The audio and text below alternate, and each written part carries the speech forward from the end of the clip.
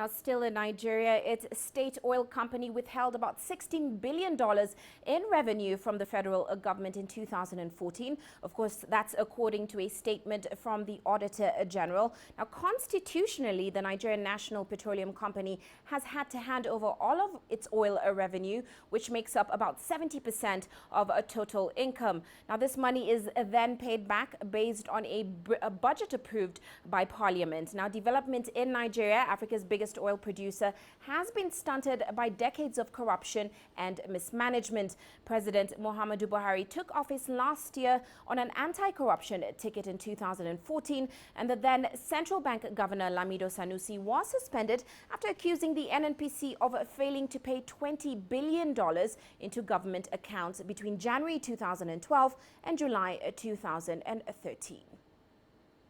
From the examination of NNPC mandates to Central Bank on domestic crude oil sales and reconciliation statement of Technical Subcommittee of Federation Account Allocation Committee meeting held in January 2014, amount now remitted to the Federal Allocation Committee was 3,234,677,791 naira 35 kobo.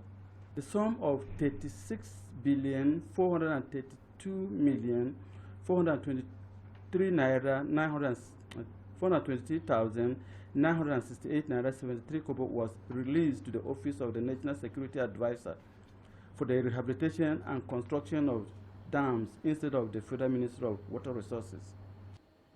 Well, let's find out more about this report. We're joined now by Deji Badmus in Lagos. Deji, welcome to the show. Of course, $16 billion in revenue withheld there. It looks like former CBN Governor Lamido Sanusi was actually right about the missing funds. Now that it's been tabled in front of the National Assembly, what next? I mean, are we going to see the funds recovered or people put in jail? Well, Uche, there's no question at all that the government is determined and, of course, will want to recover that funds. Of course, you're absolutely right that it would appear that the former CBN Governor Sanusi Lamido is gradually being vindicated. Sanusi Lamido actually alleged back then that $20 billion was missing, and the Auditor-General has put his own figure as $16 billion. So we're very close to that $20 billion. The difference is just $4 billion. But fact is that the government will want to recover this money. Everybody is waiting to see what the National Assembly would do with what the Auditor-General has presented to it. Because what the Auditor-General did was to go and present an annual audit report to the National Assembly. By the way, Uche, don't forget that when Sanusi Lamido made that allegation sometime in 2015 or 2014, you know, the National Assembly set up, I'm talking about Parliament now, set up a committee to investigate his allegation. That committee came out with a report to say it was not true. And now the Auditor-General has come out to say 16 billion is missing. Everybody is waiting to see what the National Assembly does with this. But on the part of the executive, I'm talking about the president now, there's no question that the president might ask the EFCC to look into this and go after those who might have stolen the money, or just find out where the money is. Well, Deji, besides the $16 billion which was withheld by the NNPC, we know the Auditor General's report implicated several other government departments, including the National Assembly itself. Now, tell us about some of the surprising parts of that report.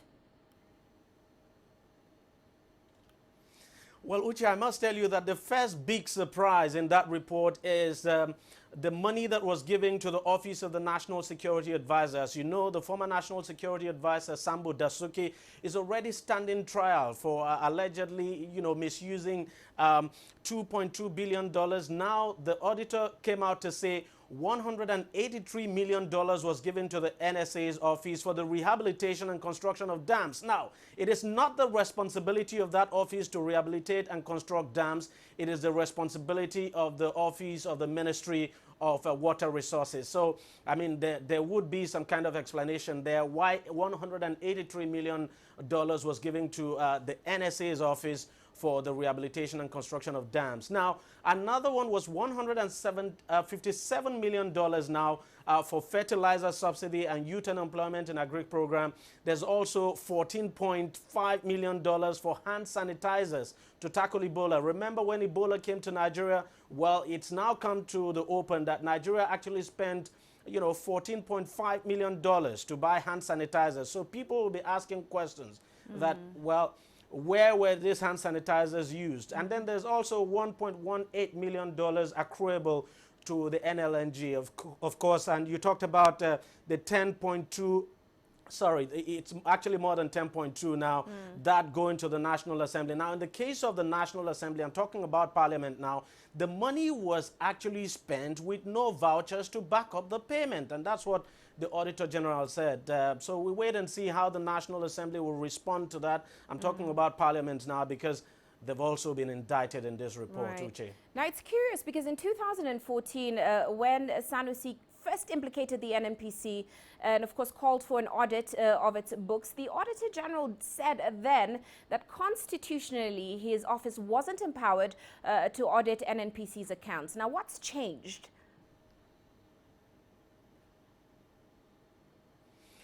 Well, in this case, well, what has changed is that I would say nothing significantly has changed, because going by the Constitution, the Auditor-General is supposed to present a report of not just the NNPC now, a complete audited report of the federal government, financial statement. So what the Auditor-General has done is to carry a total audit of federal government accounts. We're not talking about the NNPC alone, but we're talking about all federal government ministries, parastatals, and agencies. So basically what the Auditor-General said back then was that, look, it was